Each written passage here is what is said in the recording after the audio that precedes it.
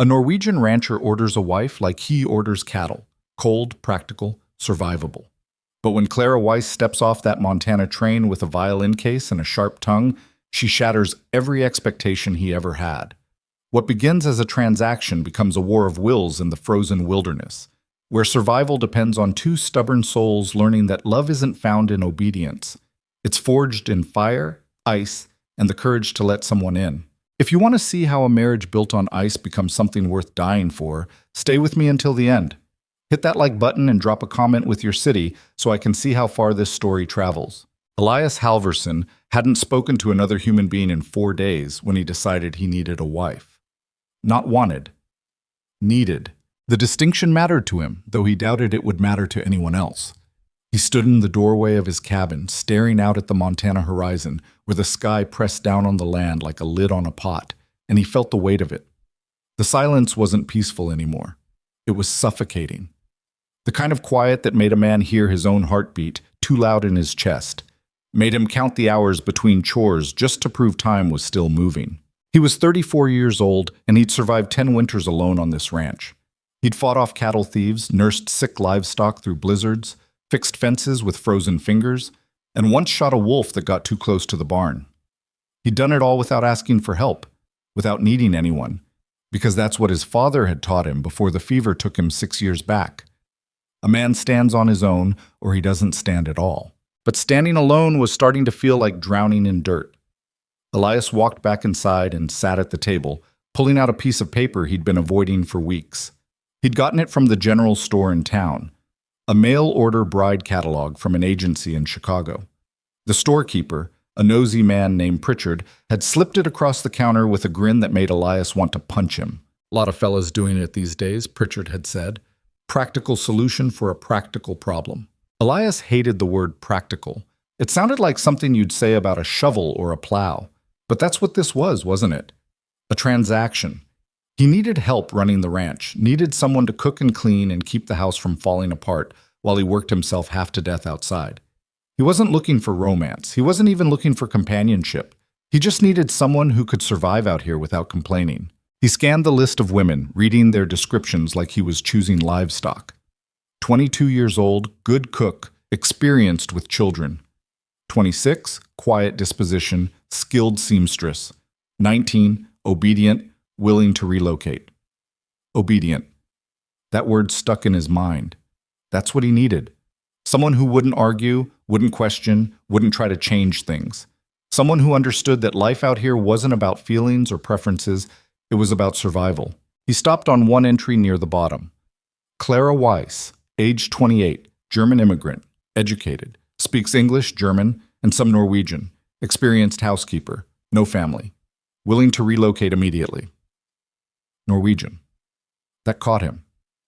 He hadn't spoken his father's language in years, not since the old man died. There was no one left out here who understood it. Maybe that was part of the loneliness, carrying words inside him that had nowhere to go. He wrote the letter that night, sitting by the fire with a pen that kept skipping on the rough paper. He didn't say much. He didn't know how. He told her about the ranch, the weather, the work. He told her what he expected: someone reliable, someone strong, someone who wouldn't run at the first sign of hardship. He didn't mention loneliness. He didn't mention the silence. He signed his name and sealed the envelope before he could change his mind. 6 weeks later, a telegram arrived. Arriving Billings, March 14th, train 402, C. Weiss. Elias read it 3 times, then folded it and put it in his pocket. He didn't feel excited. He didn't feel nervous. He felt the same way he felt before branding cattle or mending a roof, like he was about to do something necessary that probably wouldn't be pleasant. The train station in Billings was crowded and loud, and everything Elias hated about towns. He stood on the platform with his hat pulled low, watching the steam pour out of the locomotive as it screeched to a stop. People spilled out onto the platform: families, businessmen, drifters with dusty coats and hungry eyes. He scanned the crowd, looking for someone who matched the vague idea he had of what a mail-order bride should look like. Quiet, small, nervous. He didn't see her at first. What he saw was a tall woman in a dark green traveling dress, standing near the luggage car with a violin case in one hand and a battered trunk at her feet. Her hair was pulled back in a tight bun, and her expression was sharp, like she was cataloging everything around her and finding most of it lacking. She didn't look lost. She didn't look scared. She looked like she'd just arrived to inspect a property she was thinking about buying. Elias frowned. That couldn't be her. But then she turned, and her eyes locked on him. She didn't smile. She didn't wave. She just picked up her violin case and walked straight toward him with the kind of stride that said she didn't care if he was ready or not. "Elias Halverson?" she said. Her voice was clear and direct, no hesitation in it. Her accent was thick, but her English was solid. "That's me," he said. She looked him up and down, the same way he'd been looking at her. "You're taller than I expected." He didn't know what to say to that, so he said nothing. "I'm Clara Weiss," she said. "I assume you got my telegram." "I did." She waited, like she expected him to say something more. When he didn't, she raised an eyebrow. "Well, are we leaving, or are you planning to stare at me all afternoon?" Elias blinked. He wasn't used to women talking to him like that. He wasn't sure if he liked it or if it annoyed him. Maybe both. "Your trunk," he said, nodding toward it. "It's heavy," she said. "I figured." He walked past her and grabbed the trunk, lifting it with one hand and carrying it toward the wagon. Clara followed, her boots clicking on the wooden platform. She didn't thank him. She didn't say anything. She just climbed into the wagon seat and set the violin case carefully beside her, like it was the most valuable thing she owned. Elias climbed up beside her and took the reins.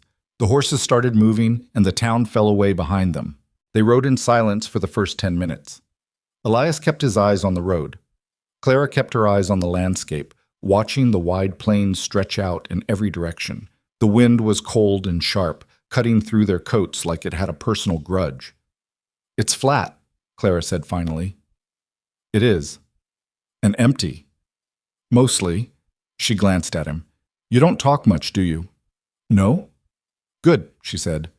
"I don't like men who talk too much." Elias almost smiled. Almost. But he caught himself and kept his face neutral. He didn't know what to make of this woman yet, and he didn't want to encourage anything he'd regret later. "How far is the ranch?" Clara asked. 2 hours. 2 hours, she repeated, like she was testing the distance in her mind. "And what's there when we get there?" "A house, a barn, cattle, chickens, work. That's it?" "That's it." Clara nodded slowly. "And neighbors? Couple miles east? Couple miles west? You won't see them much." "Good," she said again. Then, after a pause, "What do you expect from me, Elias?" He didn't look at her.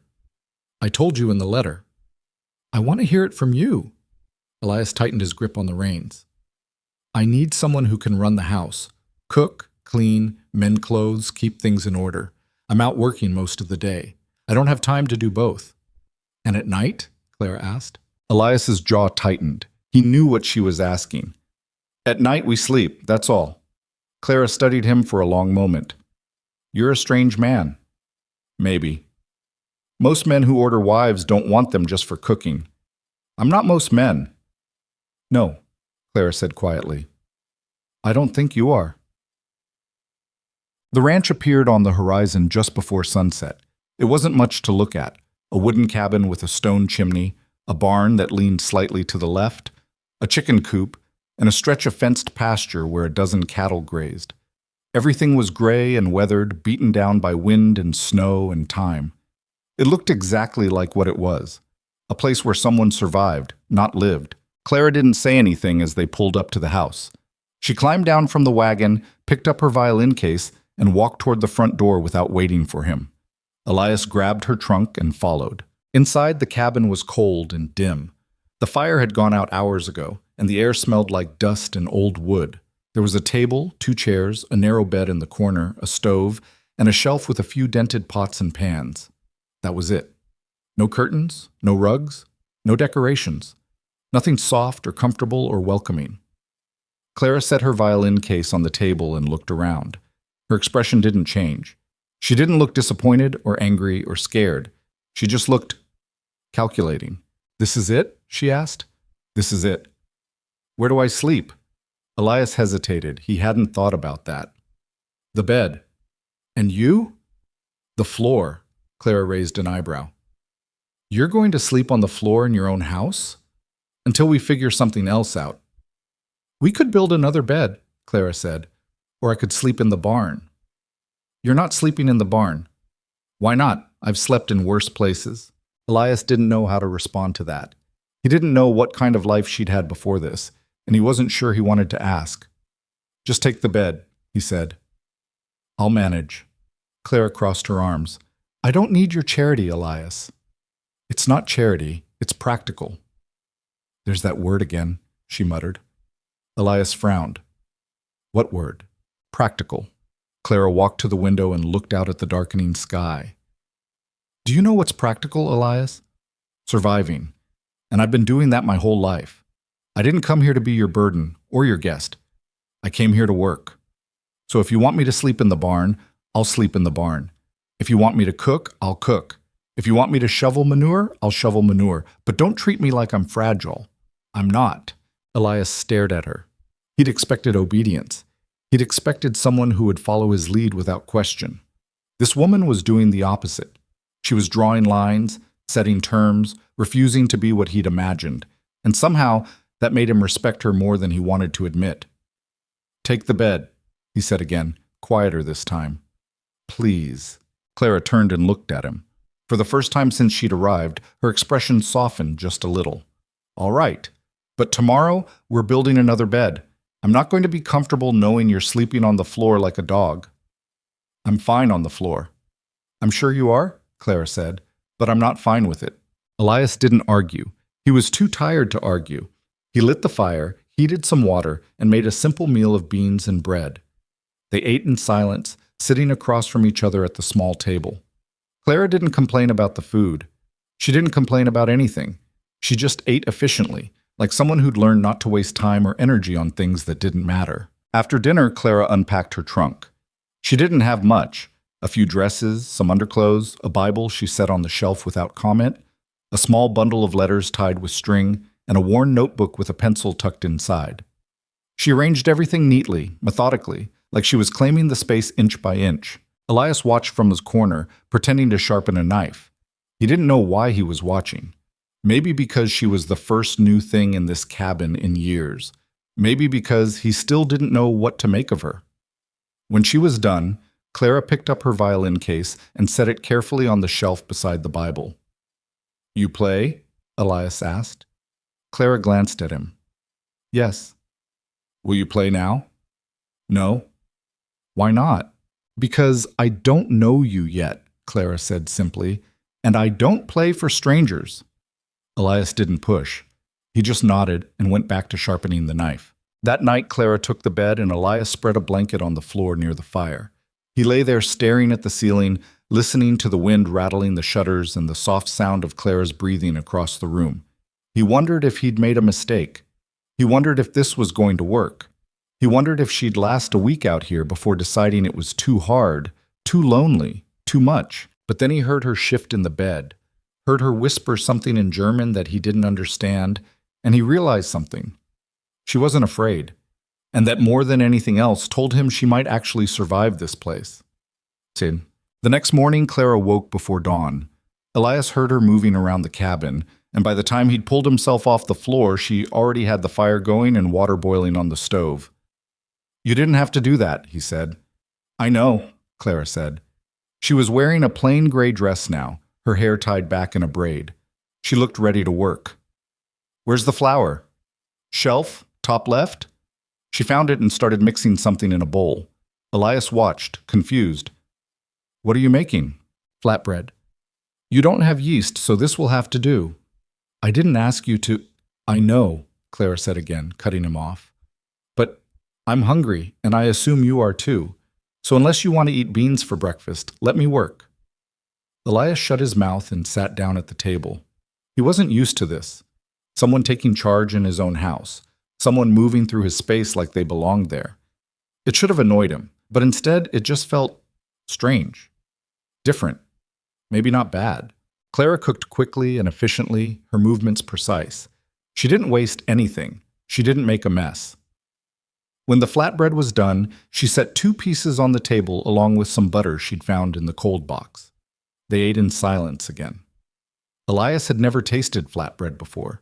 It wasn't fancy, but it was warm and filling, better than anything he'd made in months. "You're a good cook," he said. "I know," Clara said. Elias almost smiled again. Almost. After breakfast, he took her outside to show her the ranch. The chickens, the cattle, the barn, the well. Clara listened without interrupting, her eyes taking in everything. She asked practical questions. How often did the chickens lay? Where was the nearest water source? How many cattle did they lose each winter? She didn't ask soft questions. She didn't ask if it was lonely or hard or dangerous. She already knew the answers. "What do you need me to do today?" she asked when the tour was over. Elias hesitated. "I need to fix the fence on the south pasture. Takes most of the day. You can stay inside, get settled." "I'll come with you," Clara said. "It's cold out there." "I noticed." "And it's hard work." Clara gave him a flat look. "Elias, I didn't come here to sit by the fire and knit. If you're working, I'm working. Show me what to do." Elias studied her for a moment, then nodded. "All right, get your coat." They spent the next 6 hours in the freezing wind, hammering posts and stretching wire. Clara's hands were clumsy at first. She didn't know how to grip the tools right, didn't know how to brace her weight when pulling the wire tight. But she learned fast. She didn't complain when her fingers started bleeding. She didn't stop when Elias told her she could take a break. She just kept working, her jaw set, her eyes focused. By the time they finished, the sun was low and the temperature had dropped another 10 degrees. Clara's face was red from the cold, her hands were raw, and her dress was covered in dirt. But she didn't look defeated. She looked proud. "Good work," Elias said. Clara glanced at him, surprised. "You don't say that often, do you?" "No." "Then I'll take it seriously." They walked back to the cabin side by side, not talking, just moving through the cold together. And for the first time in a long time, Elias didn't feel like he was walking alone. That night, after another simple meal, Clara finally opened her violin case. Elias was sitting by the fire, cleaning his tools, when he heard the first note. It was soft and hesitant, like she was testing the strings, making sure they still worked after the long journey. Then she started playing. The melody was slow and mournful, something old and foreign and beautiful. It filled the cabin, pushing back the silence, replacing it with something that felt alive. Elias stopped working. He just sat there, listening, feeling something crack open inside his chest that he'd kept sealed for years. When she finished, Clara set the violin down and looked at him. "My father taught me," she said quietly, "before he died." Elias nodded. He didn't know what to say. He didn't have words for what he was feeling. "Play it again," he said. And she did. Over the next 2 weeks, they built a rhythm that neither of them talked about, but both understood. Elias woke before dawn, started the fire, and went outside to feed the cattle. Clara woke 10 minutes later, made coffee, and had breakfast ready by the time he came back in with frost in his beard and ice on his coat. They ate together without much conversation, then spent the day working. Him outside, her inside, occasionally crossing paths when she brought him water or he came in for tools. At night, Clara played the violin. Sometimes she played sad songs that made the cabin feel smaller and the darkness outside feel bigger. Sometimes she played fast, wild melodies that sounded like dancing, even though neither of them moved. Elias never asked her to play. She just did. And he never thanked her. He just listened. It wasn't comfortable exactly, but it wasn't unbearable either. The problem started on a Tuesday morning when Clara decided the cabin needed reorganizing. Elias came inside for lunch and found his tools scattered across the table. His coat moved from the hook by the door to a peg near the stove, and his coffee mug, the one he'd been using for 8 years, sitting on a different shelf.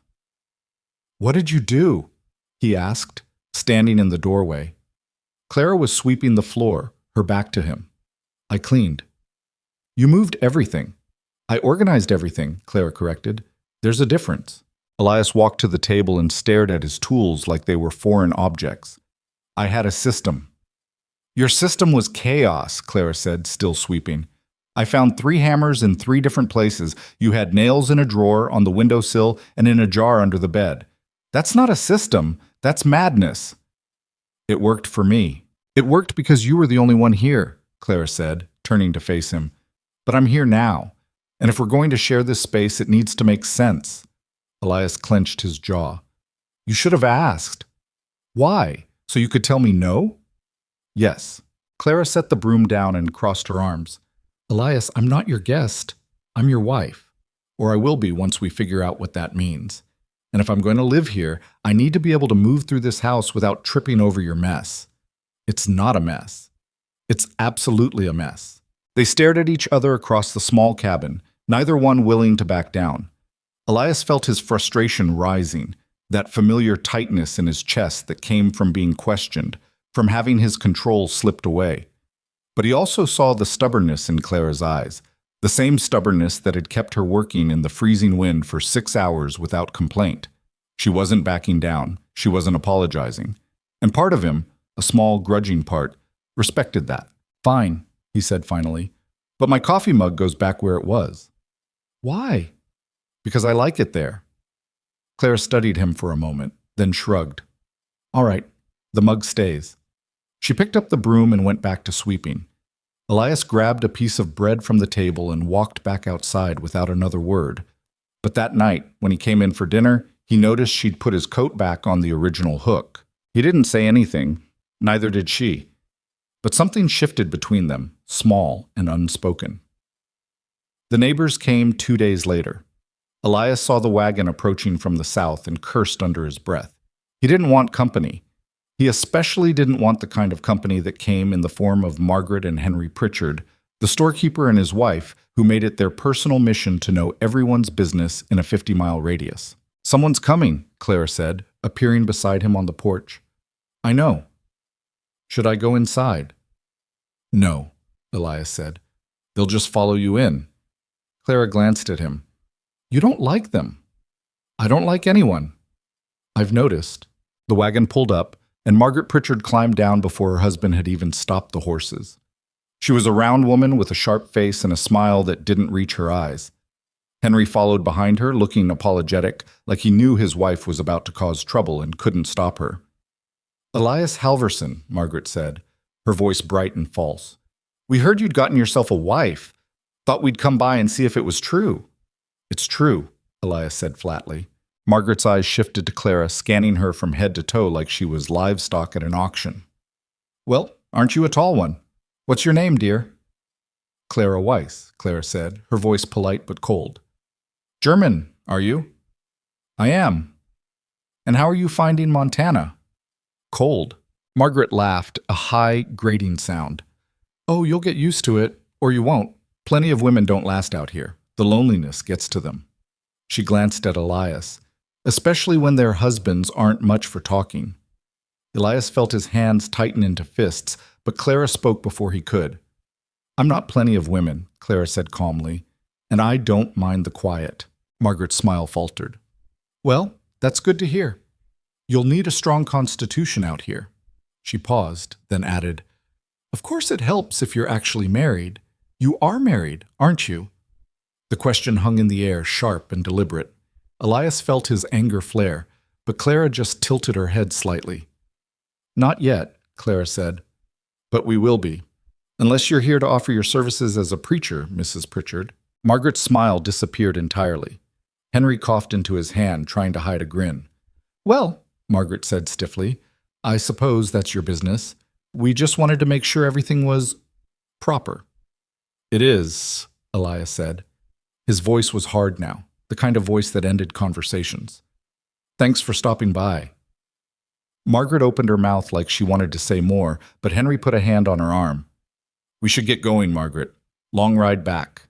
They climbed into the wagon and left, Margaret glancing back over her shoulder like she was memorizing details to share with the next person she saw. Elias watched them go, his jaw tight. She's a piece of work, Clara said quietly. She's worse than that. Does she always ask questions like that? Always. Clara was silent for a moment. Then she said, We should get married. Elias turned to look at her, surprised. What? We should get married, Claire repeated. Officially. It'll stop people like her from gossiping, and it'll make things simpler. I thought you wanted to wait until we knew each other better. I did, Clara said. But I've spent 2 weeks watching you work yourself half to death, and you've spent 2 weeks watching me reorganize your entire life. If we haven't scared each other off by now, we probably won't. Elias didn't know what to say. He hadn't expected this. He'd figured they'd wait months, maybe longer, until the arrangement felt less like a business deal and more like something real. But Clara was right. They weren't strangers anymore. They weren't friends either, not exactly. But they were something. All right, he said, we'll go to town next week. Find someone to do it. Clara nodded. Good. They stood there on the porch together, watching the empty road where the Pritchards' wagon had disappeared. The wind picked up, cold and biting, and Clara pulled her shawl tighter around her shoulders. Do you regret it? Elias asked suddenly. Coming here? Clara looked at him, her expression unreadable. Ask me again in a year. That Sunday, they rode into town together. It was Clara's first time seeing Billings since she'd arrived, and Elias watched her take it in. The muddy streets, the crooked buildings, the people moving through the cold like shadows. It wasn't much.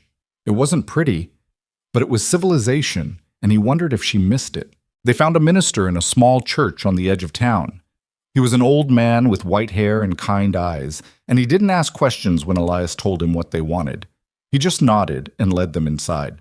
The ceremony took less than 10 minutes. There were no guests, no flowers, no music. Just Elias and Clara standing in front of a wooden altar while the minister read from a worn book and told them to repeat words they barely heard. When it was over, the minister smiled and told them they were husband and wife. Elias didn't kiss her. Clara didn't expect him to. They just shook the minister's hand, paid him $5, and walked back outside into the cold. That's it? Clara said as they climbed into the wagon. That's it. I thought it would feel different. Does it? Clara thought about it. No, not really. They rode back to the ranch in silence, the same way they'd ridden into town. But when they got home and Clara climbed down from the wagon, Elias said, Wait. She turned, surprised. He reached into his coat pocket and pulled out a small wooden box. He held it out to her, awkward and uncertain. What is it? Clara asked. Open it. She opened the box. Inside was a plain silver ring, simple and unpolished, the kind of thing a man could make with basic tools and no skill. It wasn't beautiful. It wasn't even well made, but it was something. Clara stared at it for a long moment. Then she looked up at him. You made this? Last night, Elias said. I know it's not much, but I thought, it's perfect, Clara said quietly. She took the ring out of the box and slid it onto her finger. It was too big, loose enough that she had to curl her finger slightly to keep it from falling off. She didn't care. She just looked at it, then at him. And for the first time since she'd arrived, she smiled. It wasn't a big smile. It wasn't a happy smile, but it was real. Thank you, she said. Elias nodded. He didn't know what else to do. So he turned and walked toward the barn, leaving her standing there with the ring on her finger and the wind pulling at her hair. But that night, when he came inside for dinner, he found the table set with 2 plates instead of 1. And when Clara sat down across from him, she was still wearing the ring. The cold got worse. March in Montana didn't ease into spring.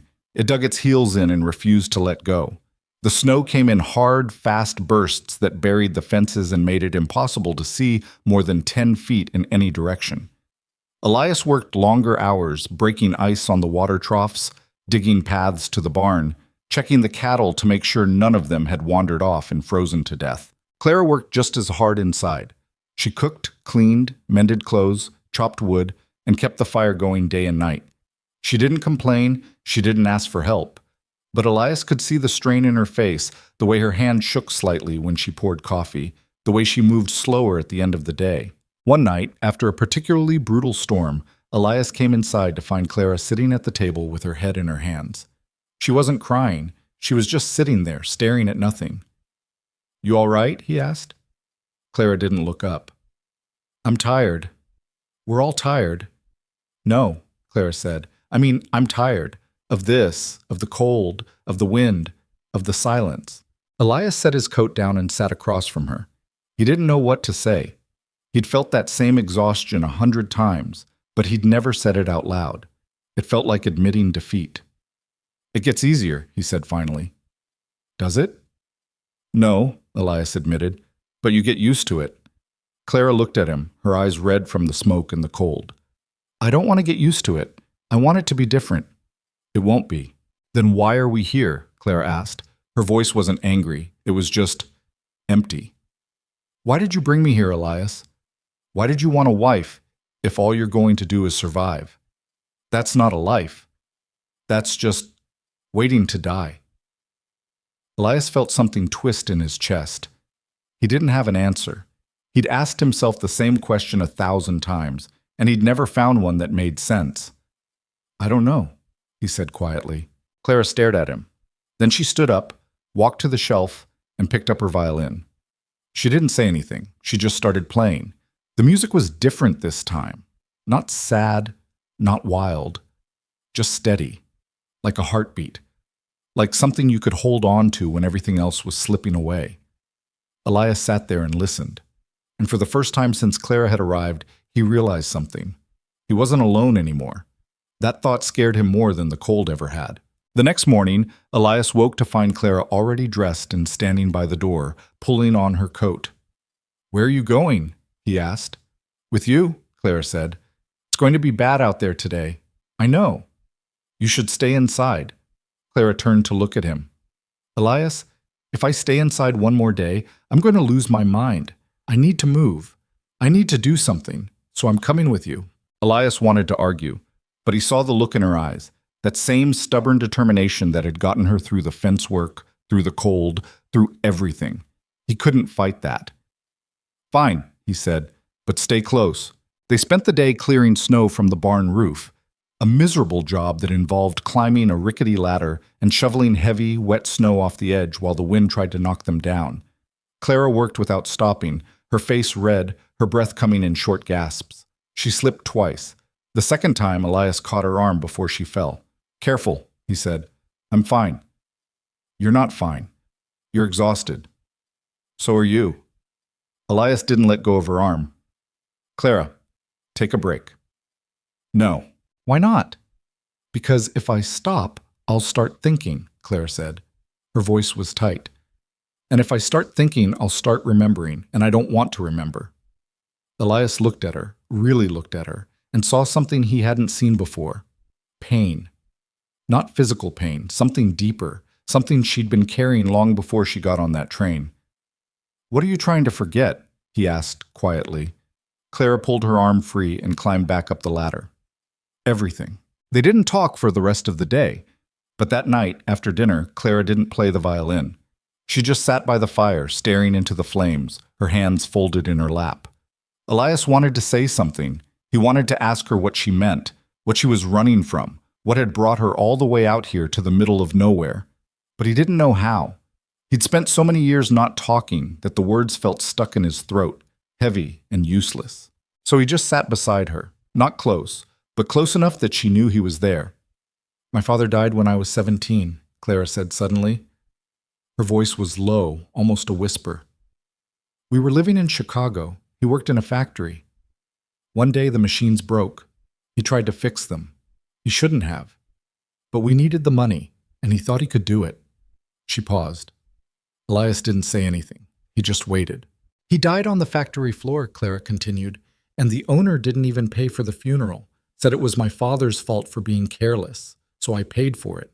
I sold everything we had. And then I was alone. Elias felt his chest tighten. You had no one? No one, Clara said. My mother died when I was young. No siblings, no family, just me. I worked for 10 years, cleaning houses, sewing clothes, doing whatever I could to survive. And I did survive. But that's all it was. Surviving, just like you said. She turned to look at him, and her eyes were wet. When I saw your letter, I thought maybe it could be different. Maybe I could have something more than just existing. Maybe I could have a home, a partner, something real. She laughed, but it wasn't a happy sound. But this isn't real either, is it? We're just two people surviving together. That's not a marriage. That's not a life. Elias didn't know what to say. Every word she spoke felt like a mirror being held up to his own existence, showing him exactly what he'd been avoiding for years. He thought he was strong for surviving alone, but maybe he'd just been a coward. I don't know how to be different, he said finally. This is all I know. Clara wiped her eyes with the back of her hand. Then maybe we need to learn. They sat there together in the firelight, two people who'd built walls so high they didn't know how to climb down. But for the first time, they were trying. The next week, something changed. Small things at first. Elias started coming inside earlier, not because the work was done, but because he wanted to. Clara started asking him questions, not about chores or cattle, but about him. Where did he grow up?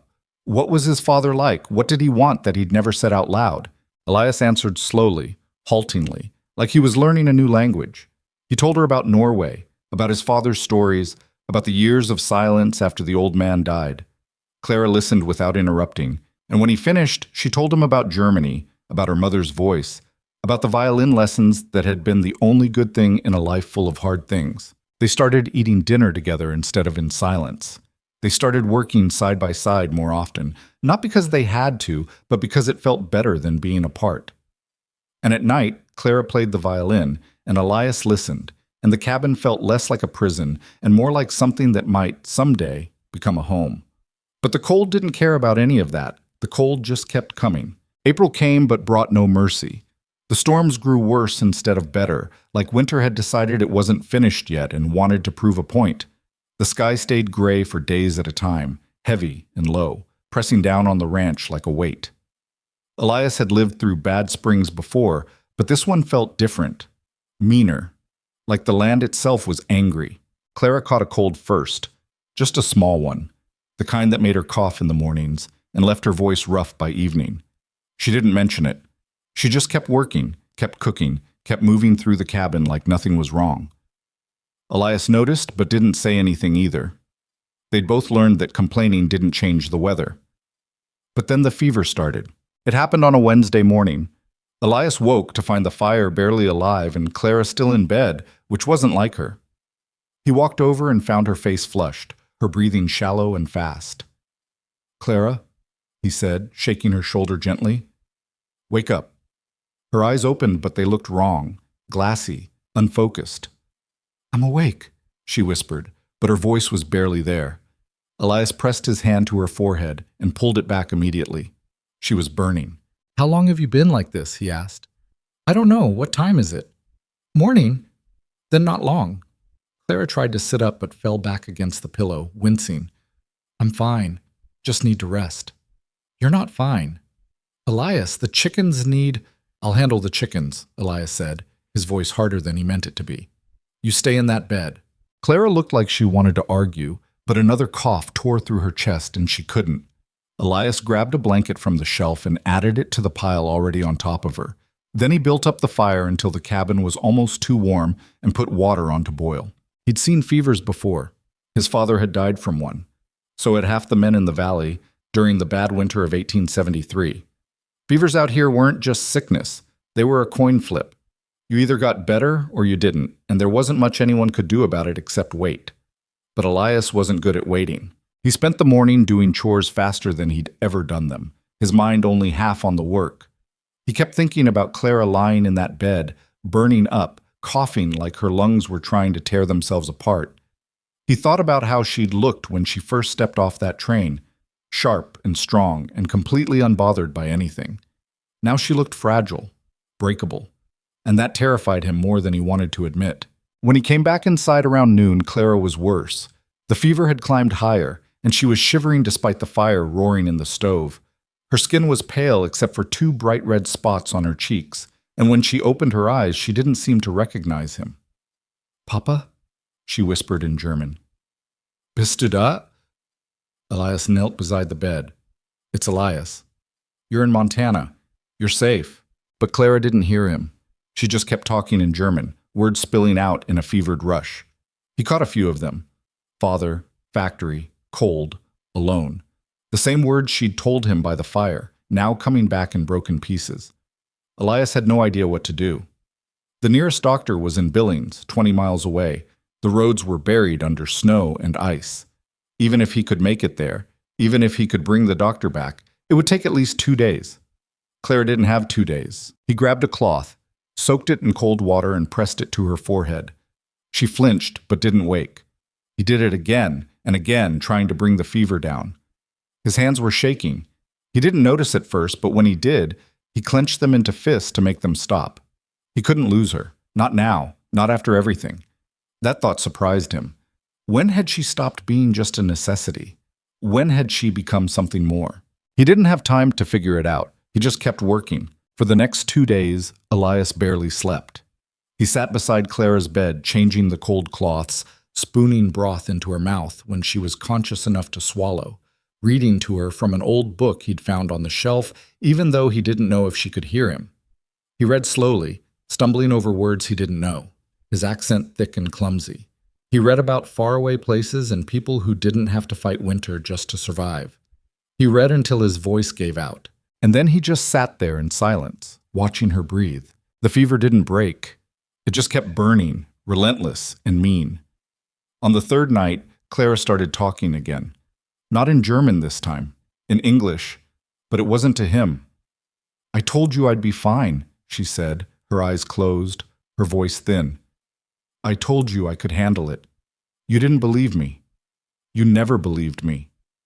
"Clara," Elias said, gripping her hand. "It's me. It's Elias." "You left me alone," Clara continued, like she couldn't hear him. "You left me in that city with nothing, and I survived. I survived without you. I didn't need you. I didn't need anyone." Her voice cracked on the last word, and Elias felt something break inside him. He'd thought he understood her.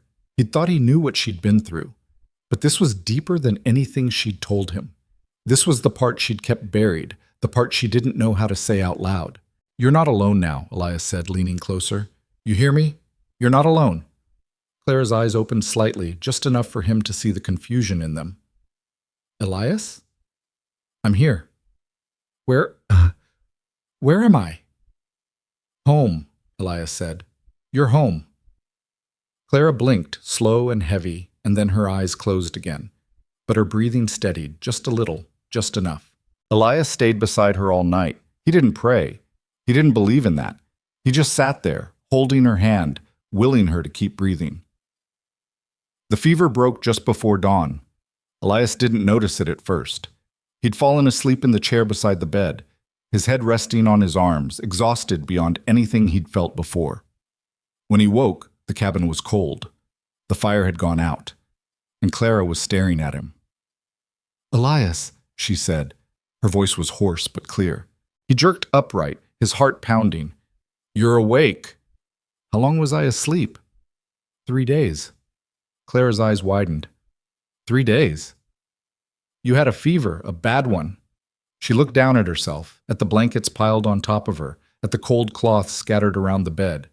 Then she looked at him. Really looked at him. His face was drawn and pale, his eyes red from lack of sleep, his hands still shaking slightly from exhaustion. "You stayed with me," she said quietly. "Where else would I go?" Clara's eyes filled with tears. She tried to blink them away, but they spilled over anyway, running down her cheeks. "I thought I was going to die." "You didn't." "But I could have." "But you didn't," Elias repeated, his voice firm. "You're still here." Clara reached out and grabbed his hand, holding it tightly. Her grip was weak but steady. "Thank you." Elias didn't know what to say. He just nodded and squeezed her hand back. They sat there in the cold cabin, the fire dead, the morning light just starting to creep through the window. And for the first time since Clara had arrived, Elias realized something. He didn't want to survive anymore. He wanted to live. And he wanted her to live too. It took Clara another week to get her strength back. Elias wouldn't let her do anything. Not cook, not clean, not even stand for more than a few minutes at a time. He did everything himself, working twice as hard to make up for her absence. He burned the eggs, forgot to add salt to the soup, and nearly set the curtains on fire trying to adjust the stove. But he didn't complain. He just kept trying. Clara watched him from the bed, too tired to laugh but too amused not to smile. "You're terrible at this," she said one afternoon as he attempted to mend a torn shirt and ended up tangling the thread into a knot. "I know," Elias said. "You need help."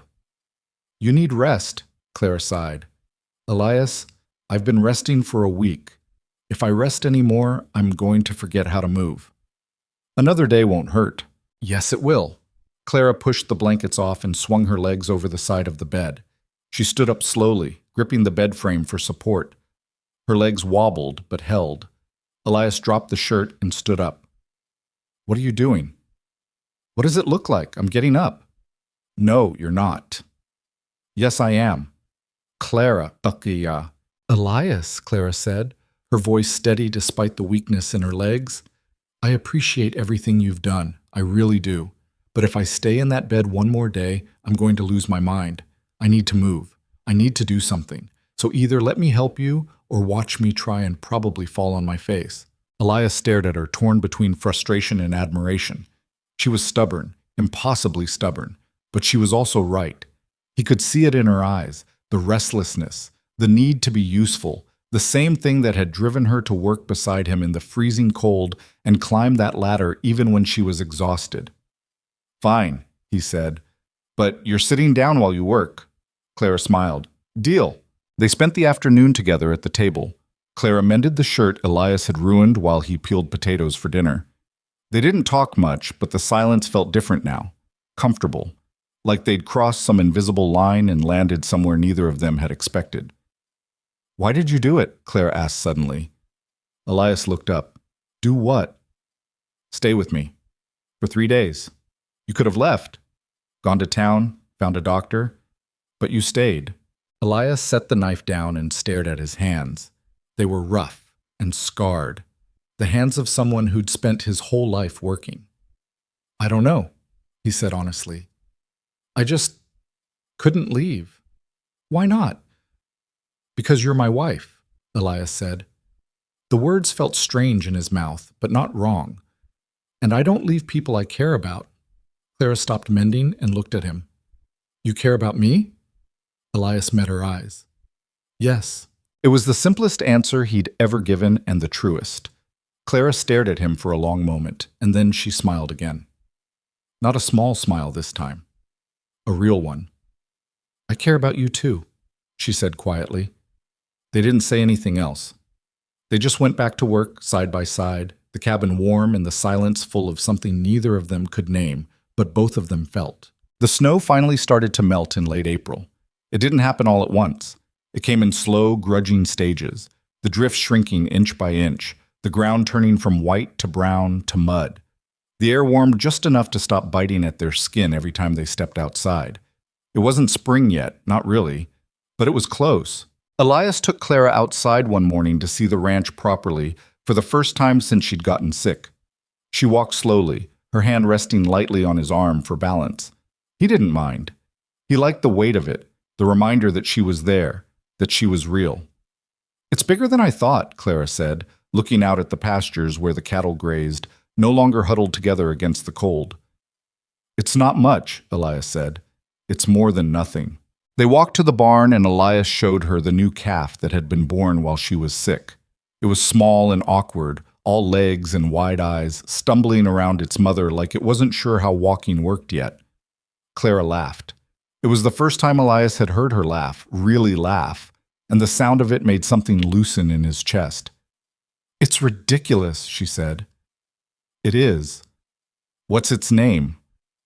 "It doesn't have one." "Why not?" Elias shrugged. "Never thought to give them names." Clara looked at him like he'd just said something absurd. "You've been ranching for 10 years and you've never named a single animal?" "They're cattle. They don't care." "I care," Clara said. She knelt down carefully, her hand reaching out toward the calf. It sniffed her fingers, curious. "We should call her Hope." "That's a terrible name for a cow." "It's a perfect name," Clara said. "Because she was born while I was dying and now we're both still here." Elias looked at her, at the way she smiled at the ridiculous calf, at the way the sunlight caught in her hair, and he thought, not for the first time, that bringing her here had been the best decision he'd ever made. "All right," he said. "Hope it is." That night, after dinner, Clara picked up her violin for the first time since the fever. Her hands were still weak, and the notes came out shaky at first, uncertain. But she kept playing, and slowly the music steadied, filling the cabin the way it used to. Elias sat by the fire and listened. And when Clara finished, she set the violin down and looked at him. "Dance with me," she said. Elias blinked. "What?" "Dance with me." "I don't know how to dance." "Neither do I," Clara said. "But I don't care." She stood up and held out her hand. Elias stared at it, confused and uncomfortable and completely out of his depth. He'd never danced in his life. He didn't even know where to start. But Clara was smiling at him, and he couldn't say no. He stood up and took her hand. She placed his other hand on her waist and rested her own on his shoulder. Then she started humming, soft and slow, the same melody she'd just played. They moved awkwardly, stepping on each other's feet, turning in stiff, uneven circles. It wasn't graceful, it wasn't even close, but it was something. "This is ridiculous," Elias said. "I know," Clara said. "But it's nice." She was right. It was nice. Not because they were good at it, but because they were trying. Because for the first time in a long time, they were doing something that had nothing to do with surviving and everything to do with living. When the song ended, they stopped moving but didn't let go. They just stood there in the middle of the cabin holding each other, the fire crackling behind them. "Thank you," Clara said quietly. "For what?" "For not giving up on me." Elias looked down at her. "I never would." And he meant it. The next few weeks passed in a blur of work and warmth. The ranch came back to life as the weather improved. The cattle spread out across the pastures, the chickens started laying more eggs, and the garden Clara planted behind the cabin began to sprout tiny green shoots. It wasn't much yet, but it was a start. Elias found himself smiling more, something he hadn't done in years. He smiled when Clara sang while she cooked. He smiled when she cursed in German after burning her hand on the stove. He smiled when she insisted on helping him fix the barn door even though she had no idea what she was doing. They argued too, of course. Clara wanted to paint the cabin. Elias thought it was a waste of time. Clara wanted chickens in the house during storms. Elias said absolutely not. Clara wanted to learn how to ride a horse. Elias said she'd break her neck. "You don't think I can do it," Clara said one afternoon, standing beside one of the horses with her hands on her hips. "I think you'll try and hurt yourself," Elias said. "So teach me." "I don't have time to teach you. You have time to argue with me about it." Elias sighed. She had a point. She always had a point. He spent the next hour teaching her how to sit in the saddle, how to hold the reins, how to move with the horse instead of against it. Clara fell off twice. The first time she landed in the mud and came up swearing. The second time she landed on her back and just lay there, staring at the sky. "You all right?" Elias asked, standing over her. "No," Clara said. "My pride is mortally wounded." Elias held out his hand. She took it, and he pulled her to her feet. She was covered in mud and her hair was a mess, and she looked furious. But she also looked determined. "Again," she said. "You sure?" "Again." By the end of the afternoon, Clara could ride well enough not to fall off. She wasn't good, but she was competent. And when Elias told her that, she grinned like she'd just won a war. That night they sat on the porch together, watching the sun set over the mountains. The sky was pink and orange and purple, colors so bright they didn't seem real. Clara leaned her head against Elias's shoulder, and he didn't pull away. "Do you ever think about leaving?" Clara asked. "Leaving where?" "Here. The ranch. Montana." Elias thought about it. "No, this is all I know." "Would you want to, if you could?" "I don't know," Elias said honestly. "Would you?" Clara was quiet for a moment. "I used to. When I first got here, I thought about it every day. Thought about getting back on that train and disappearing somewhere else. Somewhere easier." "Why didn't you?" "Because I realized something," Clara said. She lifted her head and looked at him. "There's nowhere easier. Not really. Everywhere is hard, everywhere is lonely. But at least here, I'm not alone." Elias felt his chest tighten. He reached out and took her hand, lacing their fingers together. "You'll never be alone again," he said. "I promise." Clara squeezed his hand. "Good, because I'm not going anywhere." They sat there until the stars came out, two people who'd come from nothing and built something together in the middle of nowhere. It wasn't perfect, it wasn't easy, but it was theirs. And for the first time in both their lives, that was enough. May arrived with warmth that felt like a gift after months of cold that had tried to kill them both. The grass turned green almost overnight, spreading across the valley in a way that made the land look alive instead of dead. Clara's garden exploded with growth, potatoes, carrots, beans, all pushing up through the soil like they were in a hurry to make up for lost time. She spent hours out there every day, her hands in the dirt, her face turned toward the sun. Elias watched her from the barn one afternoon and felt something shift inside him. She looked different now than she had when she first arrived, stronger, more settled, like she belonged here, like the land had claimed her the same way it had claimed him years ago. He was carrying a bucket of feed to the chickens when he heard horses approaching from the east, 3 of them, moving fast. Elias set the bucket down and walked to the edge of the property, shading his eyes against the sun. The riders came into focus as they got closer. 2 men and a woman, all dressed like they'd come from town. The woman was Margaret Pritchard, which meant this wasn't a social call. Margaret didn't ride anywhere unless she had a reason, and her reasons were never good. The other 2 men Elias didn't recognize. One was tall and broad, with a gray beard and a coat too nice for ranch work. The other was younger, maybe 30, with dark hair and a face that looked like it had been carved from stone. He sat his horse like a man who knew how to use the gun strapped to his hip. Elias walked out to meet them, his jaw already tight. Margaret climbed down from her horse first, her face flushed from the ride. "Elias," she said, not bothering with pleasantries, "we need to talk." "About what?" The older man dismounted next. Up close, Elias could see the quality of his clothes. Expensive wool, polished boots, a watch chain gleaming at his vest.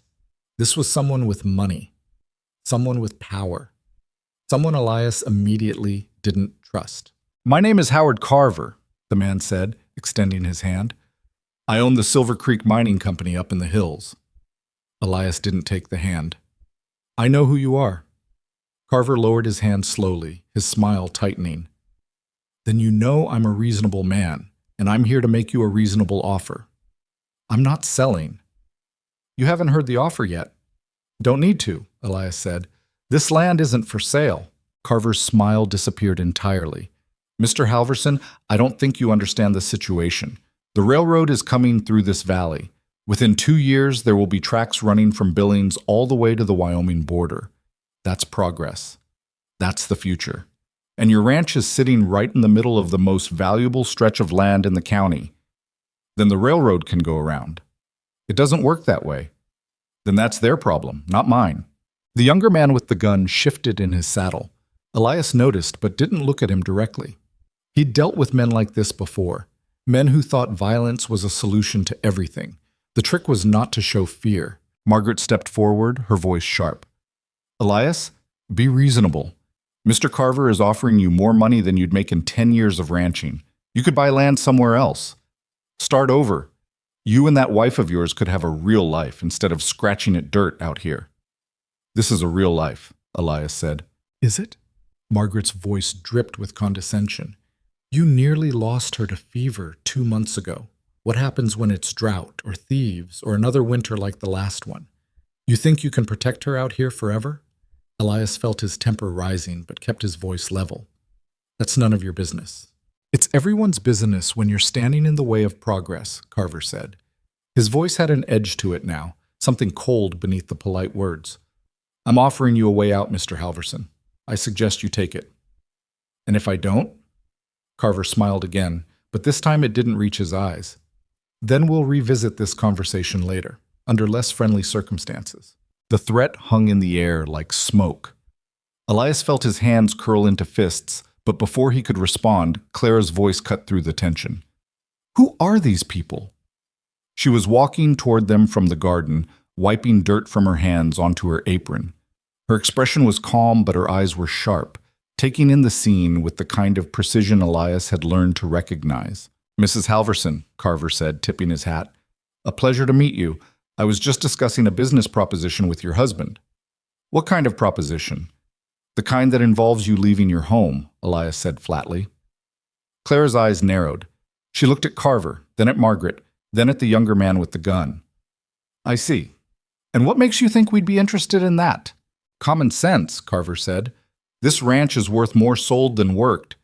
You're intelligent people. Surely you can see the logic in accepting a generous offer and moving on to something better." "Better according to whom?" Clara asked. "According to anyone with eyes," Margaret said. "Look at this place, Clara. It's barely standing. You're one bad season away from losing everything. At least this way you'd have money to start fresh." Clara crossed her arms. "We're not interested." "You should think about it," Carver said. "Talk it over." I'm a patient man, but patience has limits. We don't need to think about it, Clara said. Her voice was ice. This is our home. We're not leaving. Carver studied her for a long moment, then glanced at Elias. You've got a stubborn wife, Mr. Halverson. I hope that doesn't cause you problems. The only problem I have is standing in front of me, Elias said. The younger man's hand moved toward his gun. Elias saw it and stepped forward, his body tense, ready. But Carver held up a hand. That's enough, Jackson, Carver said. Then to Elias, we'll be in touch. They mounted their horses and rode off, leaving a cloud of dust hanging in the air.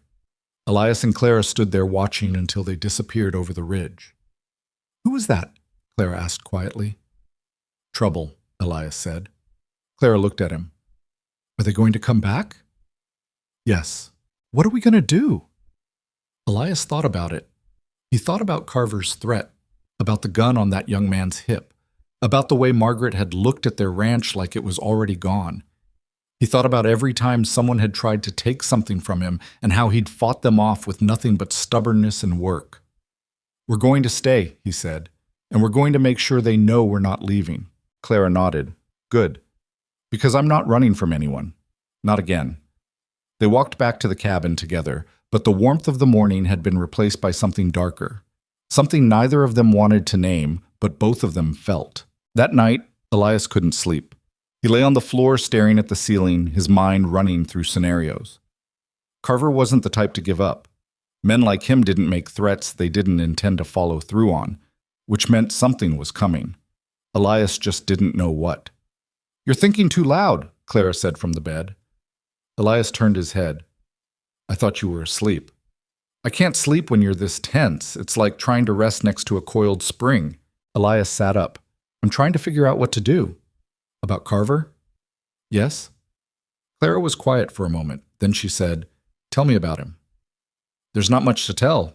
He owns the mining company. Came here about 5 years ago, bought up half the valley, and has been pushing people out ever since. Anyone who won't sell, he makes their life hell until they do. How? Cuts off water access, drives cattle onto their land and blames them for theft, burns barns, whatever it takes. Clara sat up too. And no one stops him? Who's going to stop him? The sheriff's in his pocket. Half the town works for him. The people who don't are too scared to say anything. So he just gets away with it. He has so far. Clara was quiet again. Then she said, My father used to tell me a story about a man who built a wall so high that no one could climb it. He thought he was safe, but then winter came and the wall blocked the sun and everything inside died from cold and darkness. Elias looked at her. What's your point? My point is that Carver thinks he's strong because he's built walls around himself. Money, power, fear. But walls can fall, and when they do, the person inside is just as vulnerable as everyone else. That's a nice story, Elias said, but it doesn't help us. Maybe not, Clara said, but it reminds us that he's not invincible. He's just a man, and men can be stopped. Elias wanted to believe her, but he'd seen what men like Carver could do. He'd seen people lose everything because they stood in the way of someone with more money and fewer morals. What if we can't stop him? Elias asked quietly. Clara slid out of bed and walked over to him. She knelt down beside him and took his hand. Then we go down fighting, but we don't give up, we don't run. We stay here and we fight for what's ours. Elias looked at her, at the determination in her eyes, at the strength in her grip, at the woman who'd come here expecting nothing and given him everything. And he realized something. He wasn't alone anymore. Whatever came next, they'd face it together. All right, he said. We fight. Clara smiled. Good. Now come to bed. The floor is terrible for your back and you know it. Elias started to argue, but Clara was already pulling him to his feet. She led him to the bed and pushed him down onto one side, then climbed in beside him. It was the first time they'd shared the bed.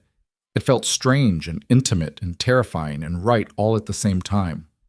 This doesn't mean anything, Elias said.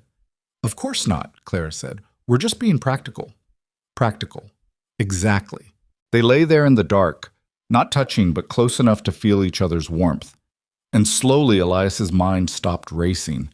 The tension in his shoulders eased, and for the first time in days, he fell asleep without worrying about what tomorrow would bring. The trouble started 3 days later.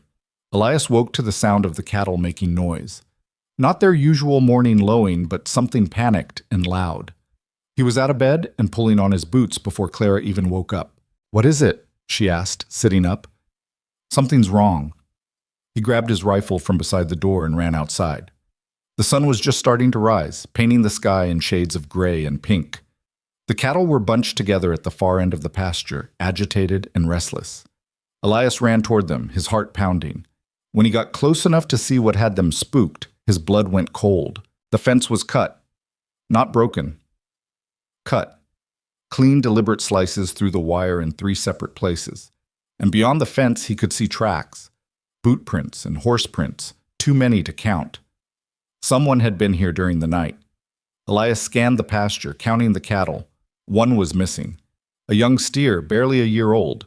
Not the most valuable animal he had, but valuable enough. He turned and saw Clara running toward him, still in her nightgown, her hair loose around her shoulders. "What happened?" she asked, breathless. "Someone cut the fence and took a steer." Clara looked at the cut wires, then at him. "Carver? Who else? What are we going to do?" Elias stared at the tracks leading away from his land, heading west toward the hills. Every instinct told him to follow them, to find whoever had done this and make them pay. But he also knew that's exactly what they wanted. They wanted him off his land, angry and distracted, so they could do worse. "We fixed the fence," Elias said, "and we stay alert." "That's it?" "For now." Clara looked like she wanted to argue, but she didn't. She just nodded and helped him repair the damage. It took most of the morning. When they were done, Elias went into town. The sheriff's office was a small building on the main street, dusty and neglected. The sheriff himself was a fat man named Dougherty, who spent most of his time drinking and collecting paychecks from whoever paid the most. Elias walked in and found him sitting behind his desk, feet up, reading a newspaper. "Halverson," Dougherty said without looking up, "what brings you to town?" "Someone cut my fence last night, stole a steer." "That's so." "It is." Dougherty finally looked up. His eyes were small and mean, set deep in a face that had seen too many years of doing nothing. "You see who did it?" "No, but I know who's behind it." "Oh? And who's that?" "Howard Carver." Dougherty's expression didn't change. "That's a serious accusation." "It's the truth." "You got proof?" "I've got a cut fence and missing cattle." "That doesn't prove anything," Dougherty said. "Could have been drifters. Could have been anyone." "It was Carver." "Like I said, you got proof? Witnesses? Anything that would hold up?" Elias clenched his jaw. "You know it was him." "What I know," Dougherty said, leaning back in his chair, "is that Mr. Carver is a respected businessman in this town.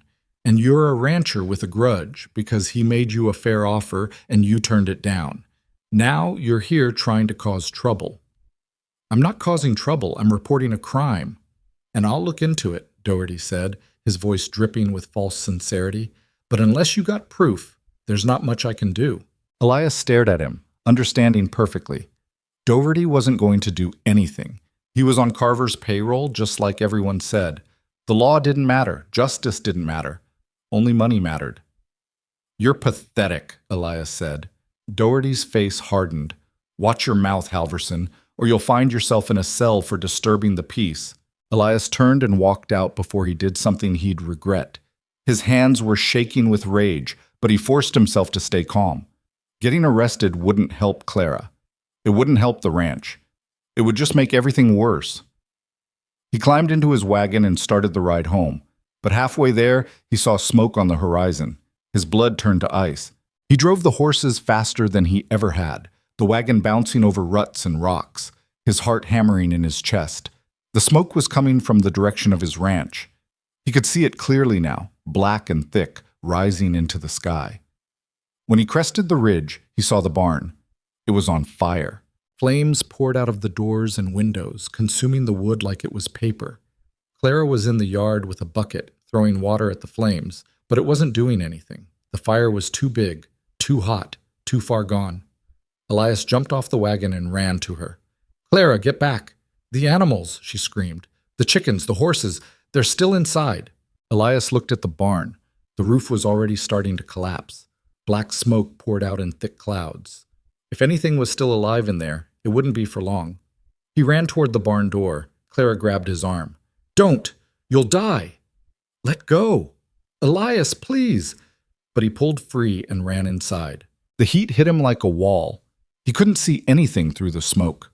He dropped to his knees, crawling forward, his eyes burning, his lungs screaming for air.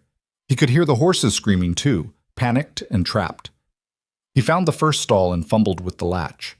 His hands were shaking, his vision blurring.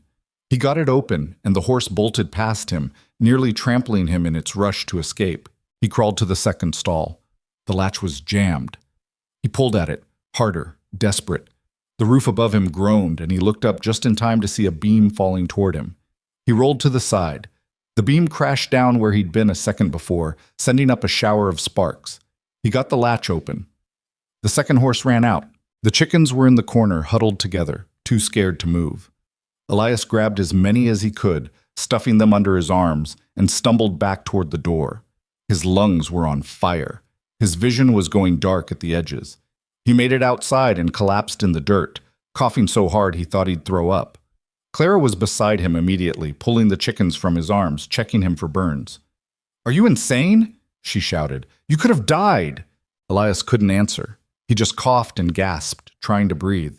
Behind them, the barn collapsed with a deafening crash, sending embers flying into the sky. They sat there in the dirt, covered in ash and soot, watching everything burn. The barn was gone. The tools inside were gone. The winter hay was gone. Months of work, years of building, reduced to nothing in less than an hour. "They did this," Clara said. Her voice was shaking. "Carver did this." Elias nodded. He didn't trust himself to speak yet. "We need to go to the sheriff." "I already did." "And?" "He won't help us." Clara stared at the burning wreckage, her face hard. "Then we don't need him." Elias looked at her. "What are you saying?" "I'm saying if Carver wants a war, we'll give him one." "Clara?" "No." Her voice was steel now. "I'm done running. I'm done being afraid. He thinks he can take everything from us and we'll just fold. He's wrong."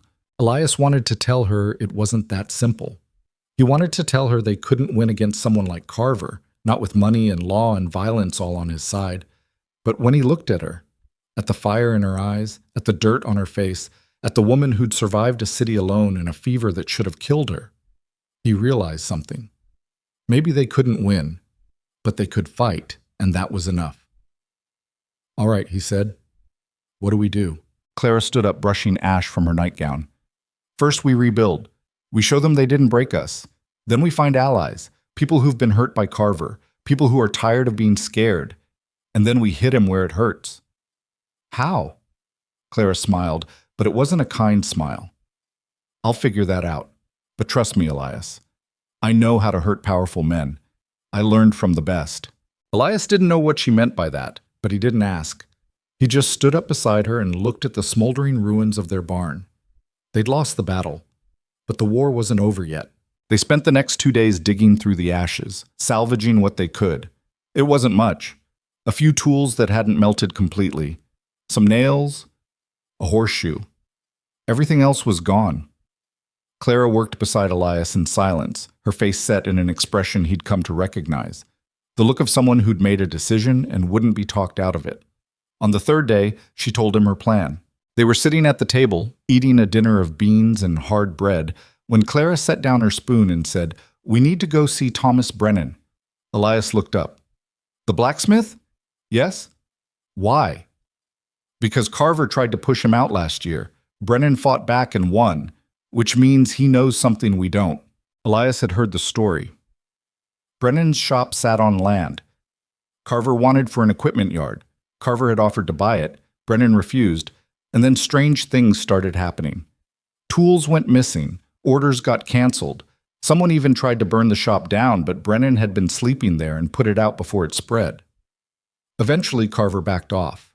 No one knew why. "What makes you think he'll help us?" Elias asked. "Because he hates Carver as much as we do," Clara said, "and because people like him don't survive by staying quiet. They survive by knowing things." Elias thought about it. Clara was right. Brennan was the type of man who heard everything and forgot nothing. If anyone knew Carver's weaknesses, It would be him. All right, Elias said. We'll go tomorrow. That night, as they lay in bed, a habit they'd fallen into without discussion after the barn fire, Clara said, "When this is over, we need to build something better." Better than what? Better than just surviving, Clara said. I don't want to spend the rest of my life looking over my shoulder, waiting for the next disaster. I want to build something that lasts, something we can be proud of. Elias turned his head to look at her in the darkness. Like what? I don't know yet, Clara admitted. But something. A real ranch. A real home. Maybe even a family someday. The word family hung in the air between them. They'd never talked about children. They'd barely talked about being married. But now it was there, a possibility neither of them had dared to name before. You want children? Elias asked. I don't know, Clara said honestly. Maybe. Do you? Elias thought about it. He'd never imagined himself as a father. He'd barely imagined himself as a husband. But lying there next to Clara, thinking about the future instead of just the next day, he realized something had changed. He wasn't just surviving anymore. He was living. And living meant thinking about what came next. Maybe, he said. Clara smiled in the darkness. Then we better make sure we win this fight, because I'm not raising children in a place where people like Carver get to do whatever they want. We'll win, Elias said, with more confidence than he felt. Promise? Promise. Clara reached out and took his hand, lacing their fingers together. They fell asleep that way, holding on to each other like anchors in a storm. Thomas Brennan's blacksmith shop was on the edge of town, a squat building made of stone and iron that looked like it could survive anything. Smoke poured from the chimney, and the sound of hammering echoed across the yard. Elias and Clara found Brennan outside, working on a piece of metal that glowed red-hot on his anvil. He was a massive man, broad-shouldered and thick-armed, with a beard that reached his chest and hands scarred from years of working with fire. He looked up when they approached, his expression unreadable. Halverson, he said, his voice like gravel, heard about your barn. Word travels fast, Elias said. It does when Carver's involved. Brennan set down his hammer and wiped his hands on his apron. What do you want? Information, Clara said. She stepped forward, meeting Brennan's eyes directly. You stood up to Carver and won. We want to know how. Brennan studied her for a long moment. Then he looked at Elias. She always this direct? Always? Good. Brennan picked up his hammer again and went back to his work. I didn't win. I just didn't lose. There's a difference. What does that mean? Clara asked. It means Carver wanted my land, but he wanted something else more. So I gave him information he needed, and he left me alone. What kind of information? Brennan hammered the metal a few more times, then plunged it into a bucket of water. Steam hissed into the air. The kind that could ruin him if it got out. Ledgers, documents, proof that he's been bribing officials and falsifying mining reports for years. Elias felt his pulse quicken. You have proof? I did. I gave it back after he agreed to leave me alone. So you can't help us, Clara said, disappointment clear in her voice. I didn't say that. Brennan pulled the metal from the water and examined it. I said I gave the documents back. I didn't say I didn't make copies. Clara's eyes widened. You made copies? Insurance, Brennan said, in case he comes back, which he might, now that you two are stirring things up. Where are the copies? Elias asked. Hidden. Safe. And that they'll stay that way unless I decide otherwise. Clara stepped closer. Mr. Brennan, that man burned our barn. He stole our cattle. He's trying to drive us off our land. If you have something that can stop him, we need it. Brennan set down the metal and turned to face her fully. You know what happens if I give you those documents? Carver finds out, and I'm not just losing my shop. I'm losing my life. He's got men who'll kill for him, men who've done it before. We know, Elias said. We're asking anyway. Brennan looked between them, his expression hard. Then he sighed. You two got more guts than sense, but I respect that. He walked into the shop and came back a minute later with a leather satchel. He handed it to Clara. These are copies of everything. Payoffs, falsified reports, illegal land acquisitions. If you take this to the territorial governor, Carver's finished. Why didn't you do it yourself? Clara asked. Because I'm not a crusader, Brennan said. I just wanted to be left alone. But you two, you're fighting for something. That's different. Clara took the satchel and held it tight. Thank you. Don't thank me yet, Brennan said. You're about to make yourself some very dangerous enemies.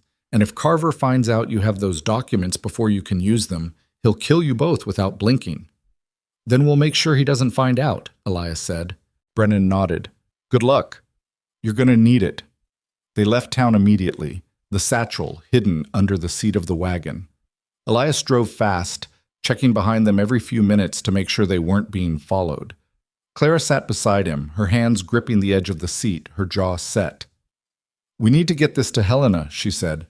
Helena was the territorial capital, 3 days' ride north. We can't trust anyone local.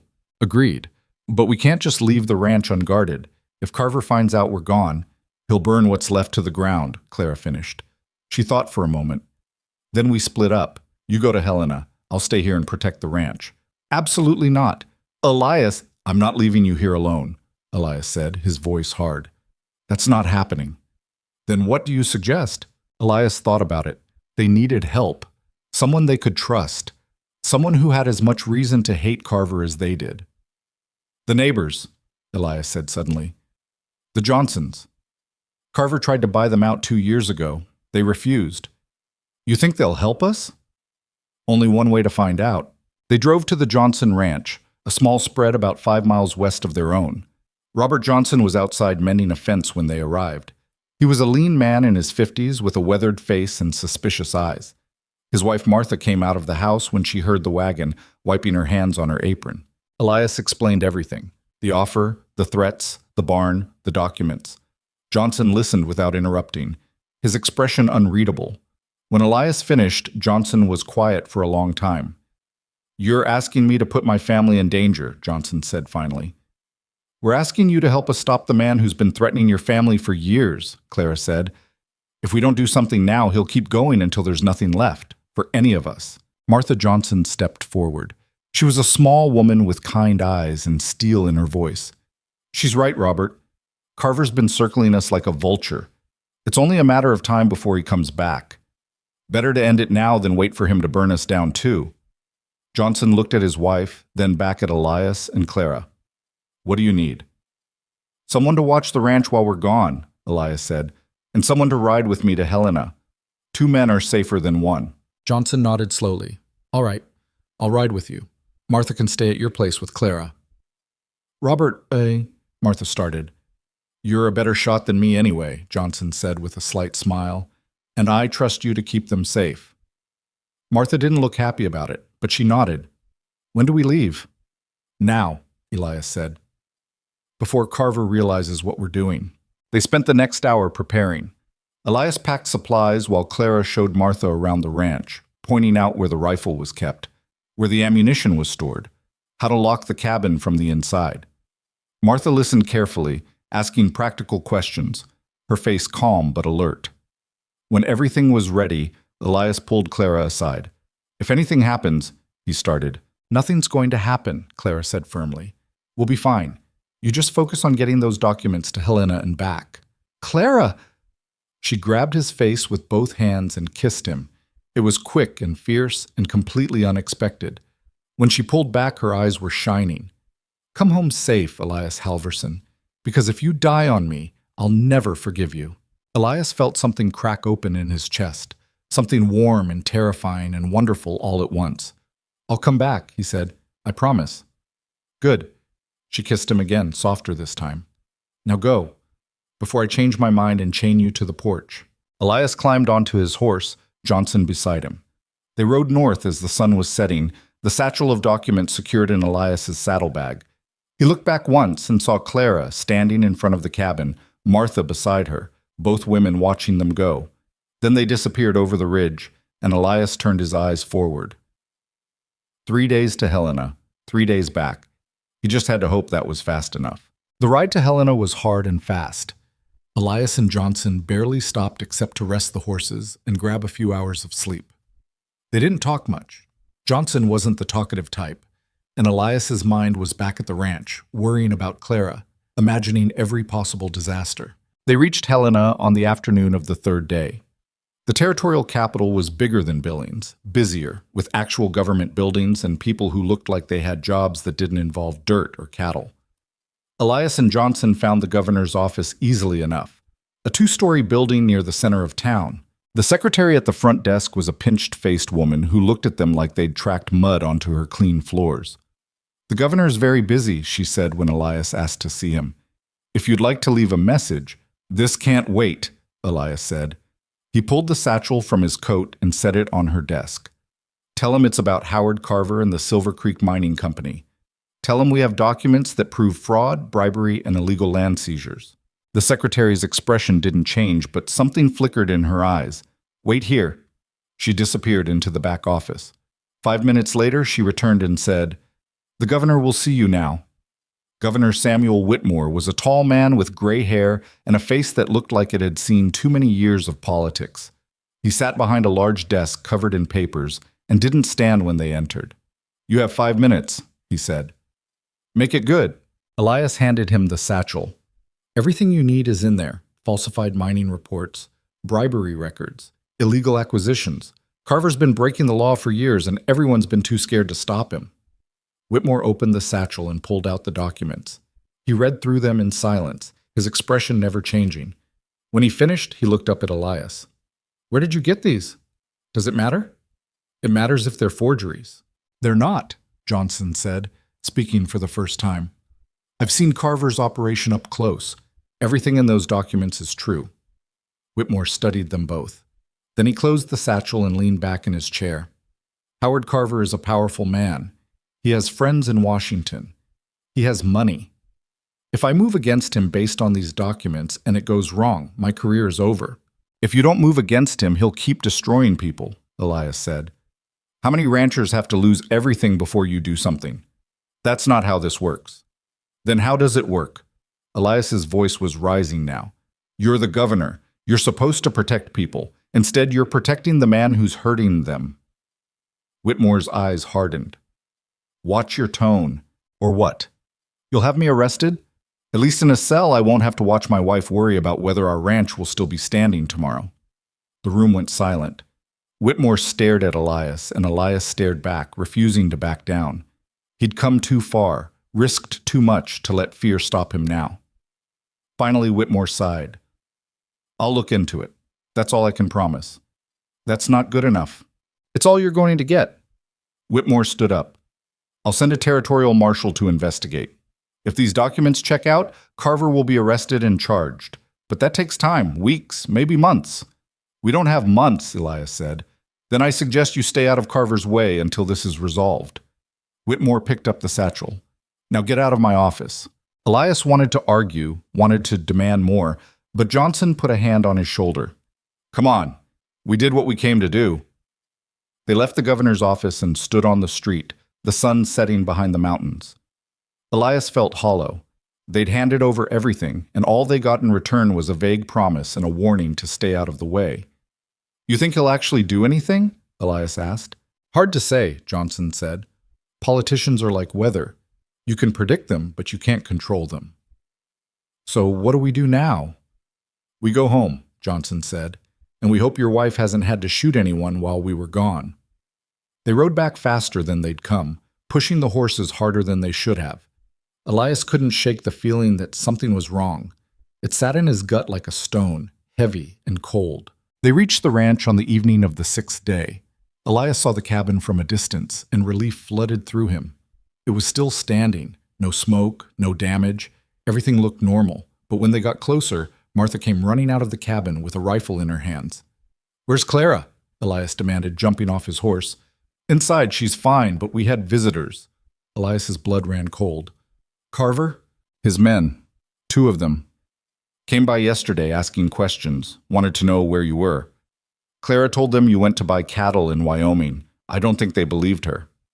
Elias ran inside. Clara was sitting at the table, her face pale but composed. When she saw him, she stood up so fast the chair fell over. "You're back," she said, and there was so much relief in her voice it hurt. Elias crossed the room and pulled her into his arms, holding her tight. "Are you all right? Did they hurt you?" "No, Martha made sure of that." Clara pulled back and looked at him. "Did you deliver the documents?" Yes.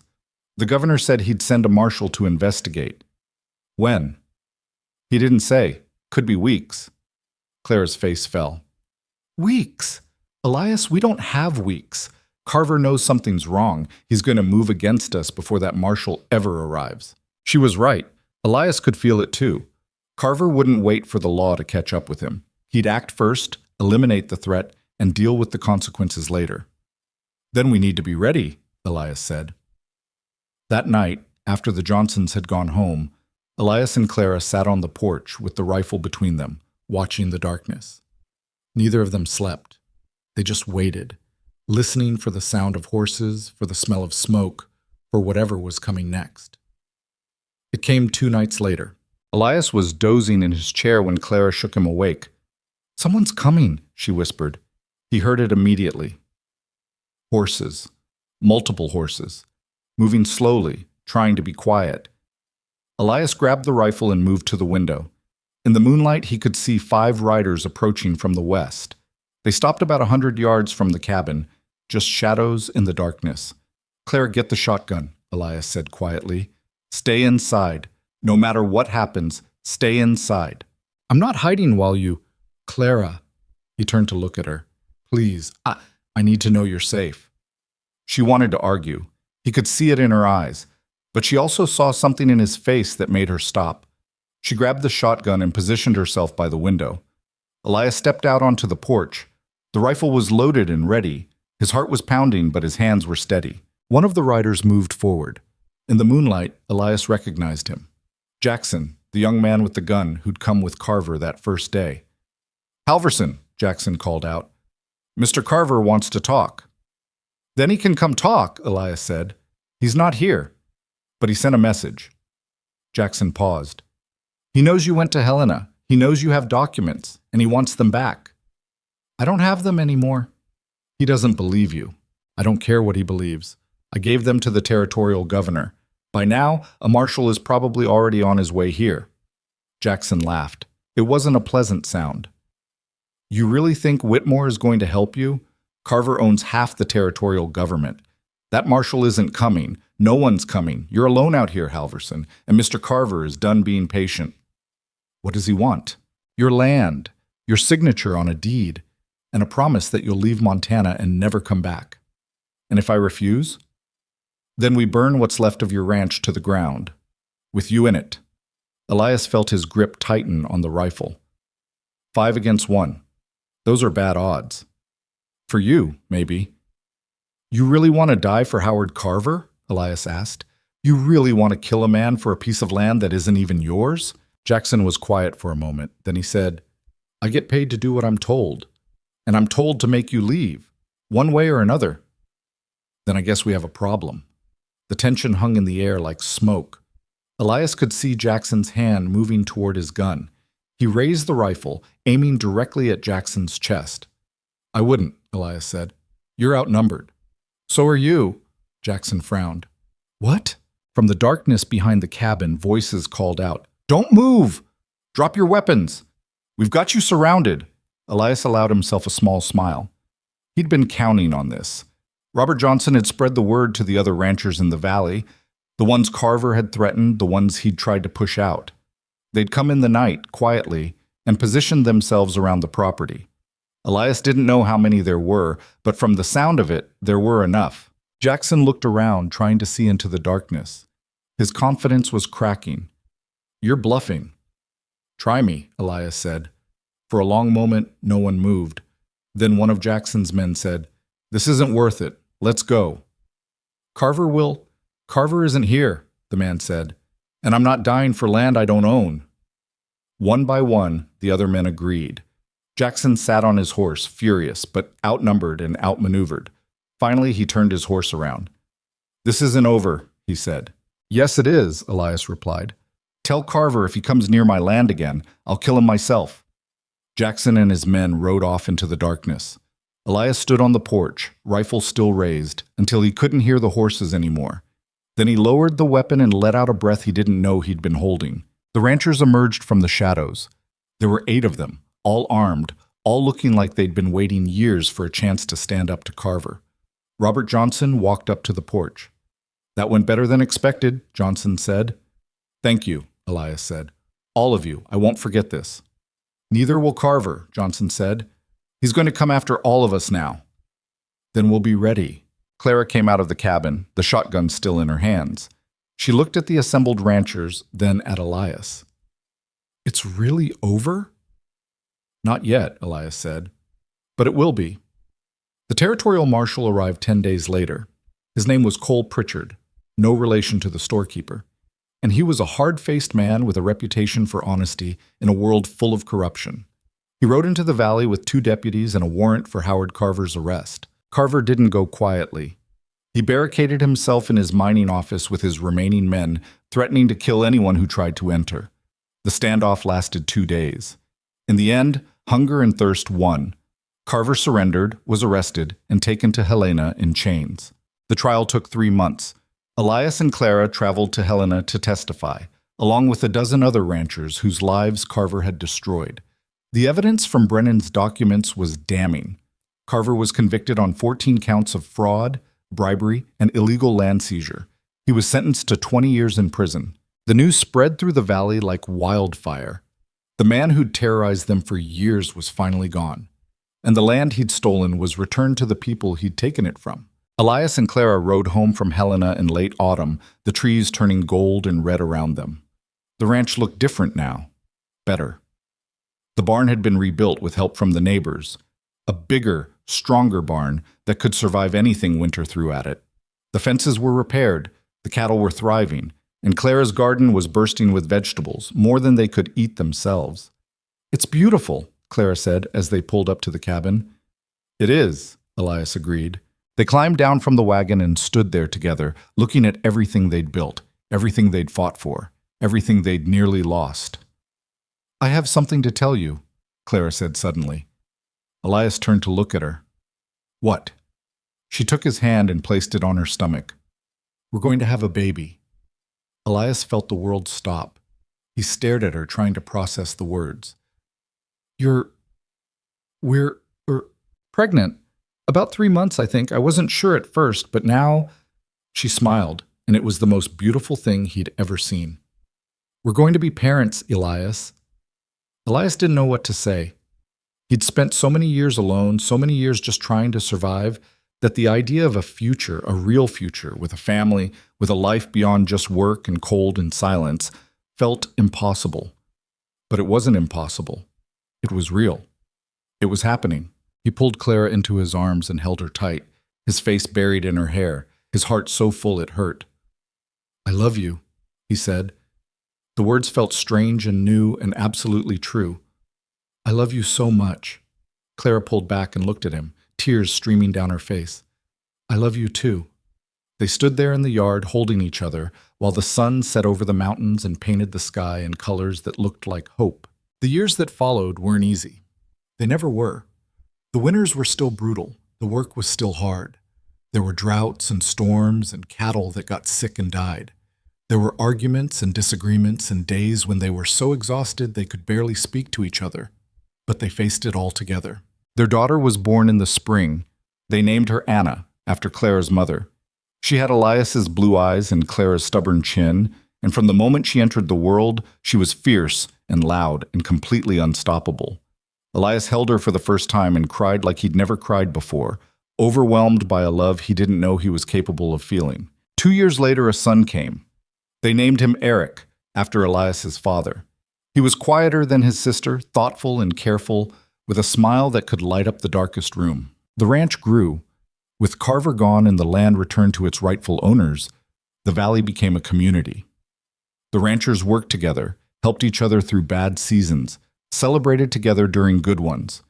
Elias and Clara became leaders in that community, not because they wanted power, but because they'd proven they were willing to fight for what was right. Clara taught the children music. She played her violin on the porch in the evenings, and Anna learned to play alongside her.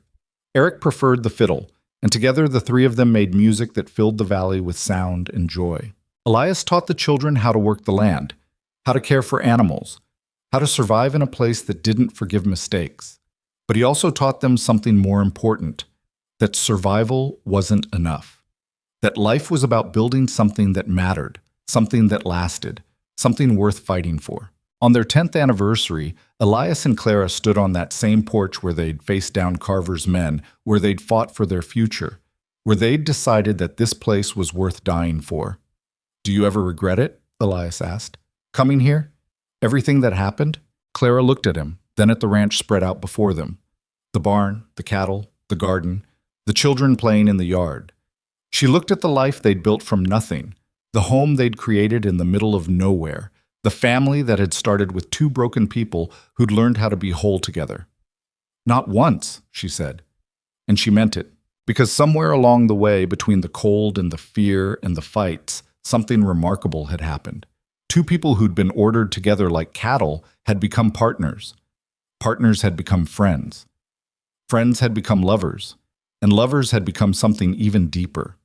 Two souls who'd learned that the strongest foundations aren't built on perfection or ease, but on choosing to stay when everything says to run. On choosing to fight when surrender would be easier. On choosing each other again and again, no matter what came next. That's what marriage really was, Clara thought. Not the ceremony in the church, or the ring on her finger, or the words they'd spoken. It was every moment they chose each other, every fight they worked through instead of walking away from, every winter they survived side by side, every meal they shared, every conversation they had, every time Elias reached for her hand in the darkness and she reached back. It was choosing love not because it was easy, but because it was worth the work. Years later, when Anna was grown and getting married herself, she asked Clara what advice she had for building a strong marriage. Clara thought about it for a long time. She thought about that first day when she'd stepped off the train and seen Elias standing there, tall and cold and completely unprepared for who she was. She thought about the fights, the fever, the fire, the fear. She thought about the moment she'd realized she loved him, not when he'd given her the ring, or when he'd stayed by her side through her sickness, but earlier than that. The moment he'd moved her coffee mug back to its original spot because he knew it mattered to her. The small surrender that said, "I see you, I hear you, you matter." Marriage isn't about finding someone perfect, Clara said finally. It's about finding someone imperfect and deciding they're worth the work. It's about being stubborn enough to stay and brave enough to change. It's about building something together that neither of you could build alone. Anna smiled. "That's what you and Papa did?" "That's what we're still doing," Clara said, "every single day." Because that was the truth about love. It wasn't something you found and held on to forever, unchanged and perfect. It was something you built day by day, choice by choice, through storms and sun and everything in between. It was messy and hard and frustrating and beautiful, and it was worth every moment. Elias died on a winter morning when he was 73 years old. He went peacefully, in his sleep, Clara beside him like she'd been for 40 years. His last words to her were the same words he'd said the night before, and the night before that, and every night for as long as she could remember. "I love you." Clara lived another 8 years after that. She stayed on the ranch, refusing to leave even when the children begged her to move to town where it would be easier. But the ranch wasn't just a place to her. It was a story. It was every moment she and Elias had fought for, every sacrifice they'd made, every dream they'd built into reality. It was their legacy. When Clara died, they buried her beside Elias under a tree they'd planted together on their first anniversary. The whole valley came to the funeral. 3 generations of people whose families had been saved because 2 stubborn people had refused to give up. The ranch stayed in the family. Anna's children ran it, and their children after them. The barn Elias built lasted 100 years. The story of how 2 people stood up to a powerful man and one became legend, told and retold until no one could remember which parts were true and which had grown in the telling. But the heart of the story never changed. 2 people came together out of necessity. They stayed together out of choice. And they built something that lasted not because it was perfect, but because they refused to let it break. That's what love really is. Not the fairy tale, not the romance, not the easy version where everything works out without effort. The real version, the hard version. The version where you choose each other every single day, even when it's difficult, even when you're tired, even when you're not sure you can keep going. That's the version that lasts. That's the version that matters. And that's the version Elias and Clara built together, one stubborn choice at a time, until they'd created something strong enough to survive anything the world threw at it. A marriage. a partnership, a life, a home.